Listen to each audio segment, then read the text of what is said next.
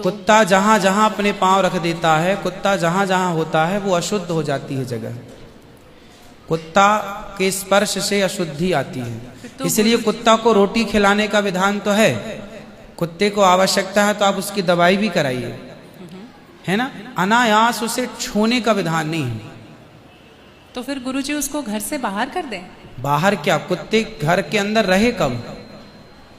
आज के जमाने में फैशन का जमाना है तो लग्जरी गाड़ियों में घूम रहे हैं कुत्ते।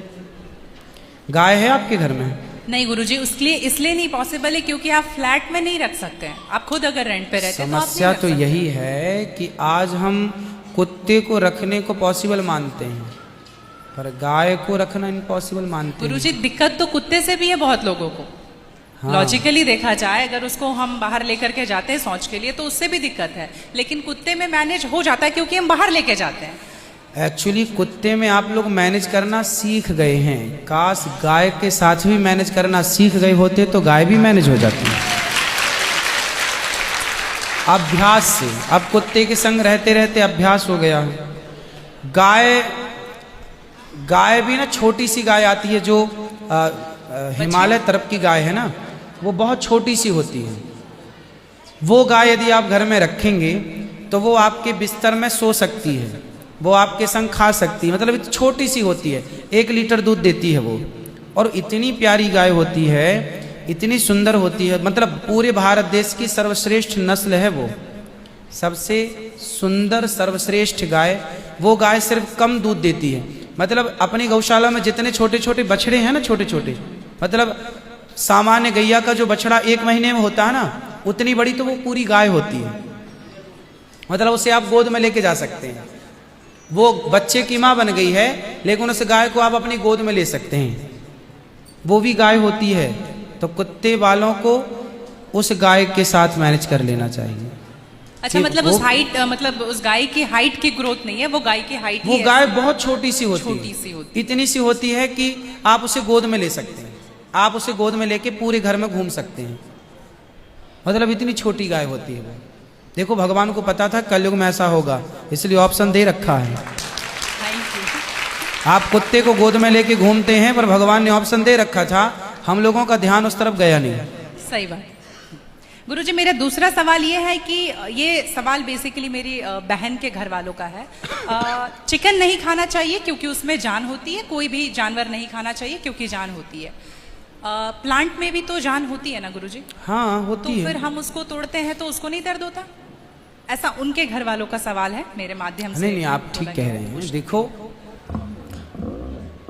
किसी आप ना गेहूं को चबा जाइए जी, चने को चबा जाइए, दालों को चबा जाइए, तो वो रोती नहीं है, चीखती नहीं है, उसमें रक्त नहीं होता, हड्डी नहीं होती, मांस नहीं होता, वो चीखती नहीं है, चिल्लाती नहीं है ना। पर आप मुर्गी को मारिए तो वो चीखेगी, चिल्लाएगी, भागेगी, खून है, हड्डी है, मांस है ना। एक्चुअली सिद्धांत है ना। देखो इतने सारे मर्द हैं, लेकिन इतने सारे मर्दों में एक मर्द ऐसा है जो आपका हाथ पकड़ के रह सकता है, आपका हाथ पकड़ के घूम सकता है, कोई कुछ नहीं बोल सकता, क्योंकि वो आपका पति है ना। समाज ने आपको इजाजत दे दी, आपकी मांग भर गई, मंगलसूत्र आ गया, अब समाज ने स्वीकार कर लिया कि ये मर्द, ये पुरुष अब आपका पति है। अब आपको दूसरे पुरुषों के साथ देखा गया तो आप अच्छे नहीं माने जाएंगे। तो जैसे समाज ने एक पुरुष के संग, एक स्त्री के संग इजाजत दे दी, शास्त्र ने इजाजत दे दी कि आप इसके साथ रह सकते, ये लीगल है, उसी तरह आपको गेहूं, चावल, अंकुरित अनाज चीजें, दाल, चावल, सब्जी, रोटी खाना लीगल, वेद ने आज्ञा दे दी, ये खा सकते हैं। मांस के लिए आज्ञा नहीं दी।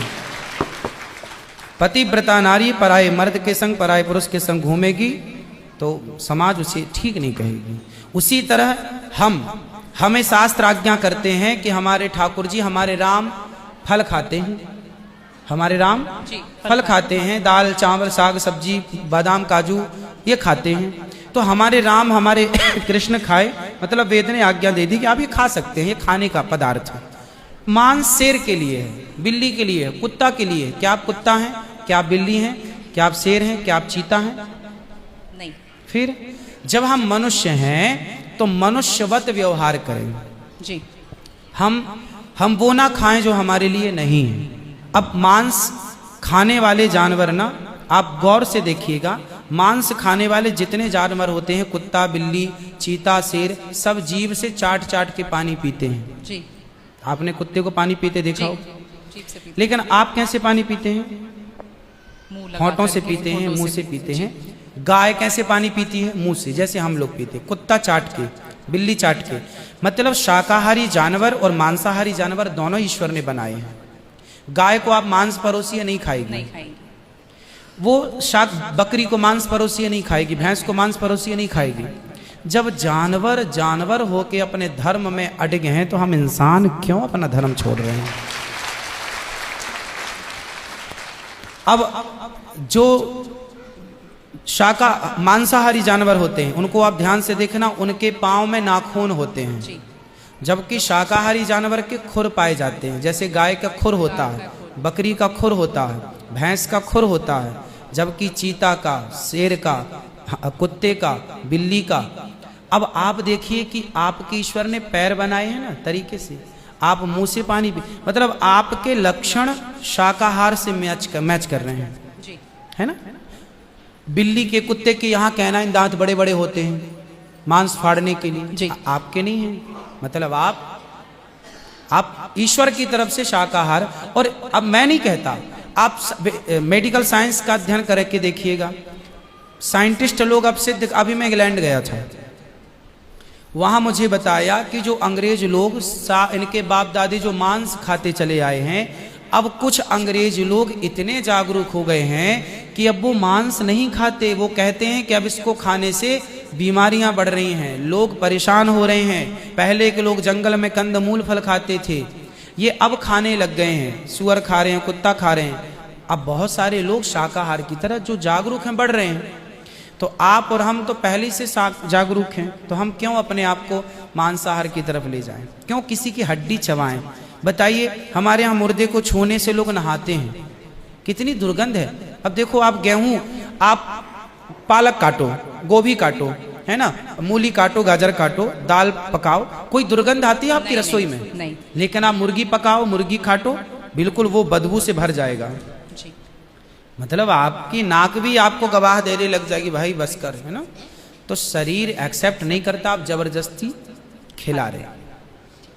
गुरुजी, मेरा तीसरा प्रश्न ये है कि जैसे हम लोग एकादशी करते हैं और किसी दिन अगर हम बाहर रहते हैं और उस दिन एकादशी है, फॉर एग्जांपल हम आउट ऑफ स्टेशन है और उस दिन ख्याल नहीं कि एकादशी है, तो अगर हम बाहर चावल खा लेते हैं या लहसुन प्याज खा लेते हैं तो क्या वो ब्रेक हो जाता है पर्टिकुलर एकादशी उस दिन का, या पूरा कंटिन्यूड रहता है जो 108 हम कर रहे हैं?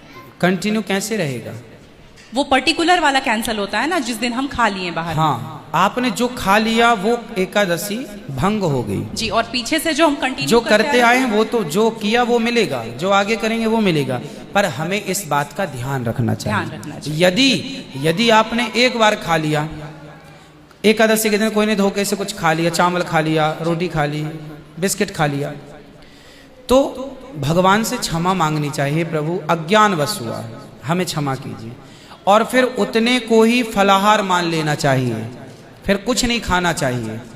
जैसे आज आपने धोखे से चावल खाया, आपने खाया ही एक कौर, तभी याद आया आज तो एकादशी। अब आप बोलेंगे नहीं, हे प्रभु अपराध हुआ, क्षमा, भगवान का नाम जप करो और उसको ही अब मान लो कि अब मेरा पारण हो गया, अब फिर मैं कुछ नहीं खाऊं, तो फिर वो पूरी एकादशी मान ली जाएगी। गुरुजी, मेरा चौथा सवाल ये है कि आप कहते हैं दारू पीना पाप है, चिकन खाना पाप है क्योंकि उसमें जान है।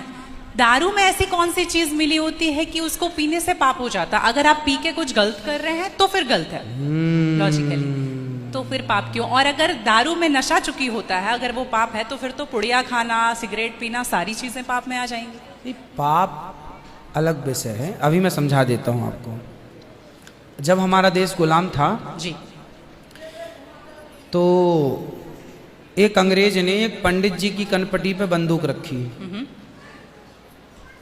और अंग्रेज ने कहा, ये पंडित जी यहाँ आओ, तुम बड़े पुजारी हो? हाँ पुजारी। हिंदू हो? हाँ। आज मैं तुम्हें गोली मारूंगा।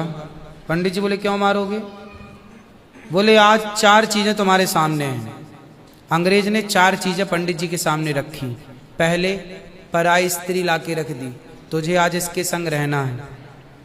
दूसरा मांस रख दिया, आज तुझे मांस खाना है। और तीसरा ढेर सारा सोना रख दिया। इतना सोना तो रोज भीख मांगता है ना, ले जा सोना। और चौथी दारू रख दी, शराब। इन चारों में एक चीज तुझे लेनी पड़ेगी, नहीं लेगा तो गोली मारूंगा। बोल क्या लेता है?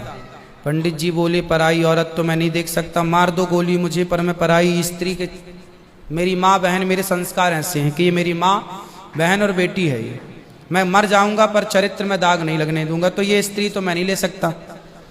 अब मांस भी मेरे धर्म के खिलाफ है, आप गोली मार दो, मैं ब्राह्मण हूं, मैं मर जाऊंगा पर ये धर्म नहीं छोड़ूंगा। और रहा ये सोना भी नहीं लूंगा, क्योंकि मैं भीख इसलिए बेईमानी करता तो भीख क्यों मांगता? मैं ईमानदारी से भीख मांग के खा सकता हूं, बेईमानी का करोड़ों नहीं ले सकता, इसलिए सोना भी नहीं लूंगा। हाँ, पंडित जी को लगा ये तो पानी है, दारू शराब, उनको दारू पानी लगा। ये तो पानी है। पंडित जी को बेचारों को पता नहीं था कि दारू का क्या मजा है। अब उनको लगा ये पानी है, पिएंगे निकल जाएगी। पानी समझ के पंडित जी ने बोला कि चलो गोली कनपट्टी में बंदूक रखा है, चलो पी लेते हैं, अभी निकल जाएगी शाम तक। पंडित जी ने दारू पी, और जब दारू पी ली तो दारू जब पी तो नशा चढ़ा। और जब नशा शराब का जब नशा चढ़ता है तो इंसान नहीं रह जाता। जैसे स्त्रियों को जिसको ऑपरेशन होता है ना, तो रीढ़ की हड्डी में डॉक्टर एक इंजेक्शन लगाते हैं स्पाइनल में, जिससे शून्य हो जाती है। वो अंग क्या हो जाता है? कोई भी ऑपरेशन में डॉक्टर आपको शून्य कर देता है। उसी तरह शराब आपके मस्तिष्क को, आपके सोचने विचारने की क्षमता को शून्य कर देती है।